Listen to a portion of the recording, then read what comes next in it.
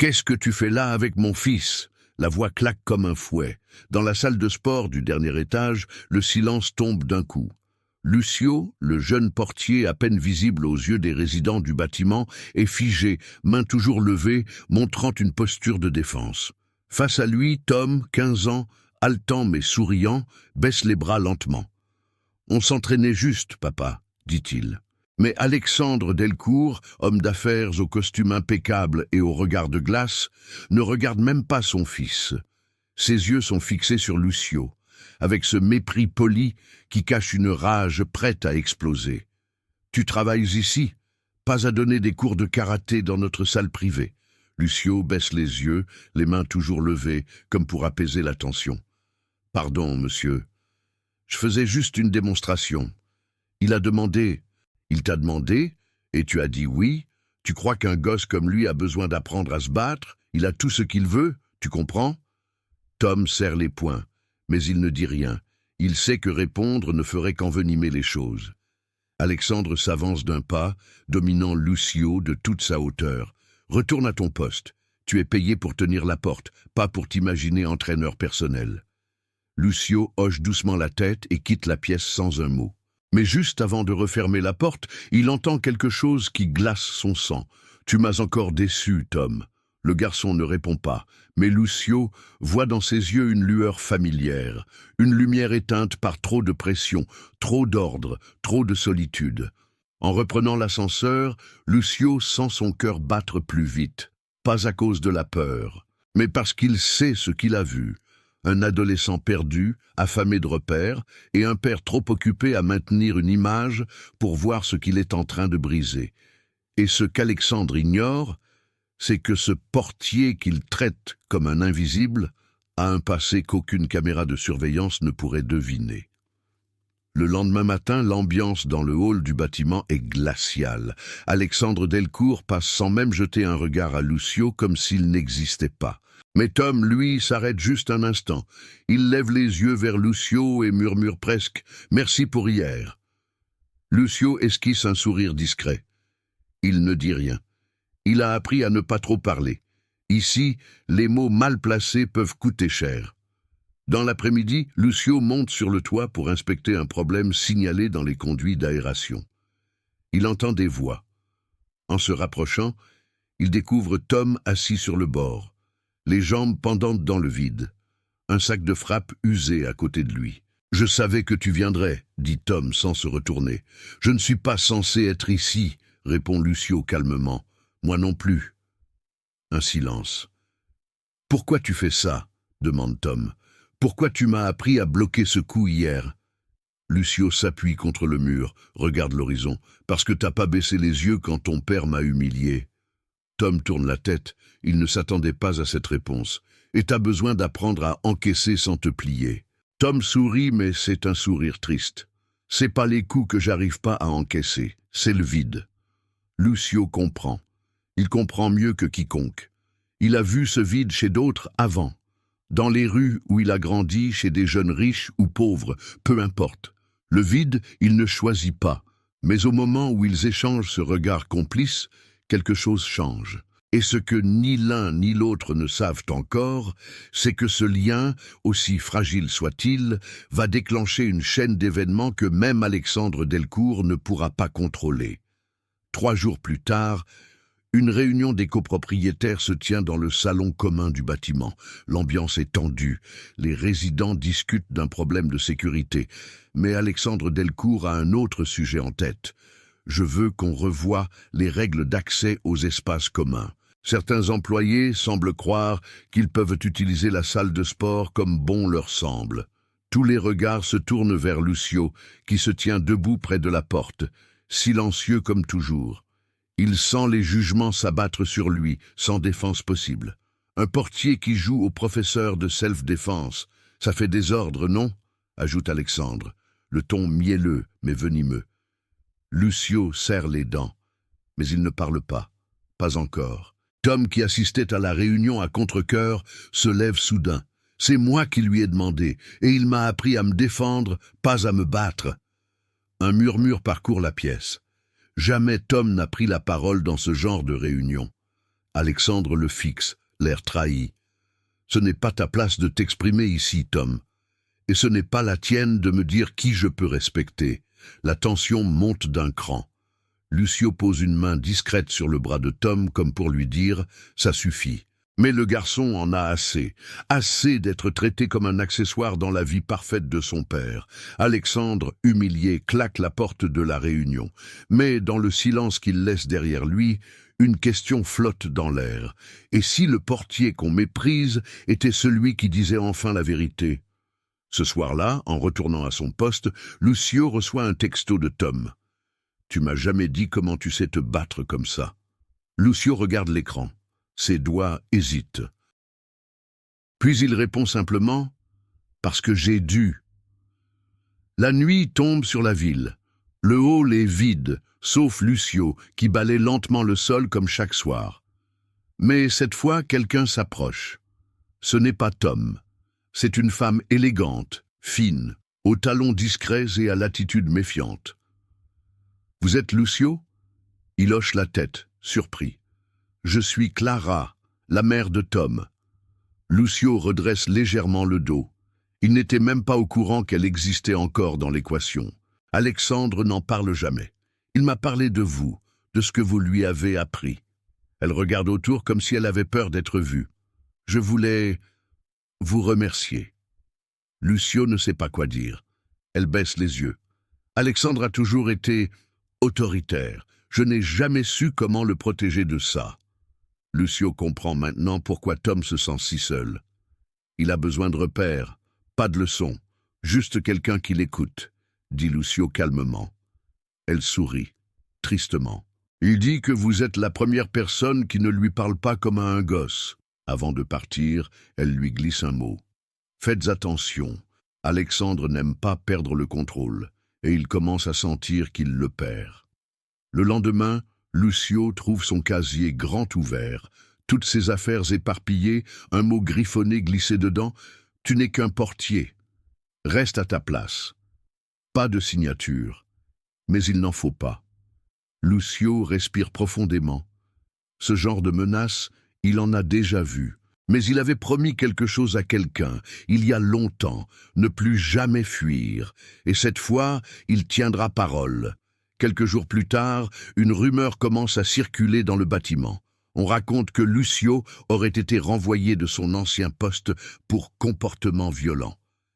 Des mots lourds, chuchotés dans les ascenseurs, aux boîtes aux lettres, dans les couloirs. Lucio sent les regards changer.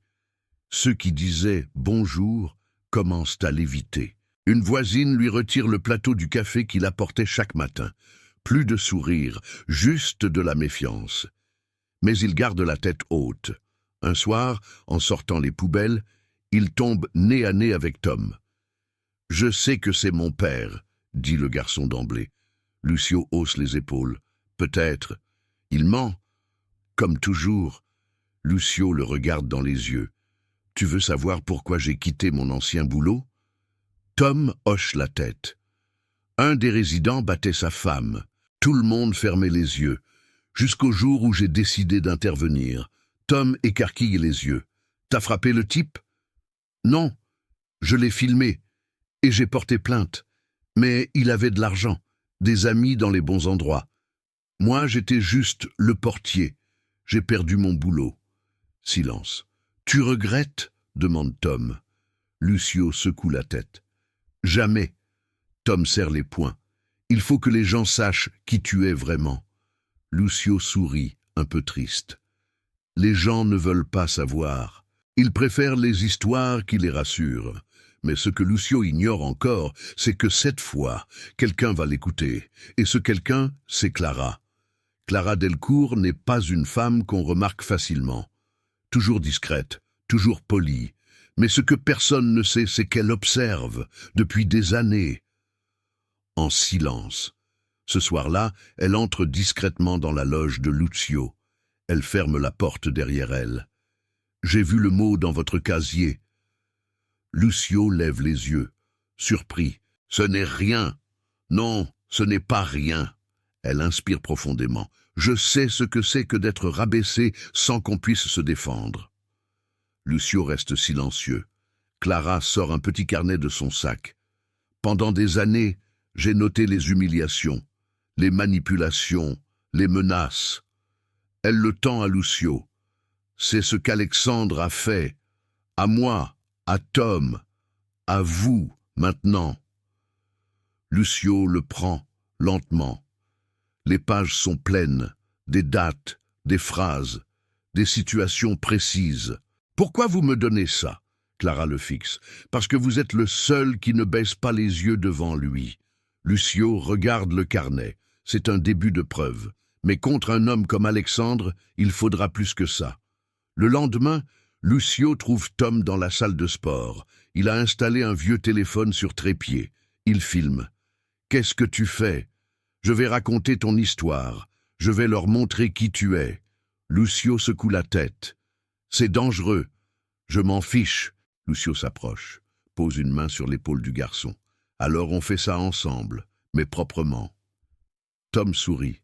Ce qu'ils ne savent pas encore, c'est qu'Alexandre est déjà au courant. Et il prépare une riposte froide, brutale et légale. 3 jours plus tard, un courrier officiel est déposé à la loge de Lucio, caché d'un cabinet d'avocats luxueux. À l'intérieur, une menace claire, poursuite pour diffamation, rupture de contrat immédiate, interdiction d'approcher les résidents. Lucio lit lentement, en silence. Tom entre précipitamment. « T'as reçu la lettre, hein ?» Lucio hoche la tête. « Ton père frappe là où ça fait mal. » Tom fulmine. « Mais c'est pas légal. » Lucio lève les yeux. « C'est ça le problème. Tout est presque légal. » Clara, en retrait dans le hall, écoute. Son regard change. C'est la première fois qu'elle voit son fils aussi en colère, aussi déterminé. Elle s'approche. « Je connais quelqu'un. Une avocate. Elle m'a aidé quand j'ai voulu demander la garde partielle de Tom, il y a des années. » Lucio hésite, mais il sent que le moment est venu. Alors on y va. Mais on fait ça propre. Aucun scandale, juste la vérité. Dans les jours suivants, l'avocate de Clara monte un dossier. Elle utilise le carnet, les vidéos de Tom, les témoignages indirects de résidents discrets.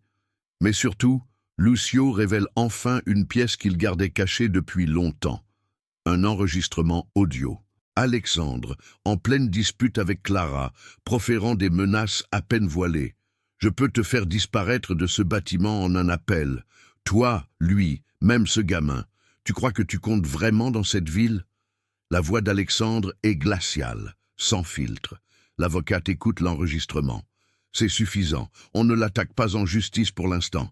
On lui coupe l'image d'abord. » Clara fronce les sourcils. « Comment ?»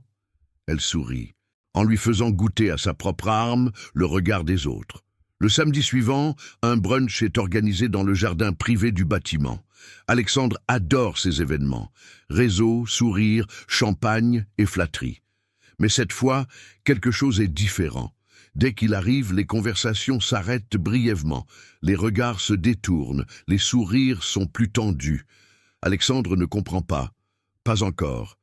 1 heure plus tard, un résident s'approche discrètement de lui. « Alexandre, tu devrais voir ça !» Il lui tend son téléphone. Sur l'écran, une vidéo de Tom, postée anonymement, mais clairement filmée dans la salle de sport du bâtiment. Le jeune garçon y raconte calmement son histoire, son mal-être et surtout la façon dont Lucio lui a redonné confiance. « Je ne savais pas que je pouvais dire non, que j'avais le droit de penser différemment. C'est Lucio qui me l'a appris. Lui, il écoute. » À la fin, Tom ajoute une phrase qui claque comme un coup de tonnerre. « Ce n'est pas parce qu'on a de l'argent qu'on est un bon père. » La vidéo est devenue virale sur le réseau interne du bâtiment. Partagée, commentée, envoyée à des connaissances. Et surtout, vue par tous les résidents présents au brunch. Alexandre serre les dents. Il se retourne. Derrière lui, Lucio se tient debout, droit, vêtu de son uniforme, plateau à la main. Il ne dit rien, mais son regard est clair. Alexandre s'approche de lui, furieux. « Tu crois avoir gagné? Tu vas voir ce que ça coûte d'humilier un Delcourt. » Lucio ne bronche pas. Il murmure juste « Ce n'est pas moi qui t'ai humilié, c'est la vérité. » Et cette vérité, maintenant, elle a des témoins. Le lundi matin, le conseil de copropriété se réunit en urgence. À l'ordre du jour, conduite inappropriée d'un résident envers les employés et atteinte à l'image du bâtiment. Alexandre entre dans la salle, furieux, costume impeccable mais visage tendu. Il s'attend à un soutien total, comme toujours, mais cette fois, il trouve des visages fermés. Un résident âgé prend la parole. Nous avons tous vu la vidéo de Tom. Certains ici connaissent votre manière de gérer les choses depuis longtemps, mais nous avons fermé les yeux. Aujourd'hui, c'est fini. Alexandre tente de répondre, mais l'avocate de Clara est déjà là. Elle dépose un dossier devant le président du conseil. Preuve de harcèlement, abus de pouvoir, menaces. Nous ne déposons pas plainte, pas encore. Mais si M. Delcourt tente de nuire à nouveau à M. Lucio ou à Tom, tout cela sera rendu public. Alexandre se lève brusquement. C'est une farce. Vous n'allez pas me traiter comme un criminel. Non, répond calmement Clara, qui vient d'entrer dans la salle. On va te traiter comme un homme qui a oublié ce que c'est que le respect. Silence.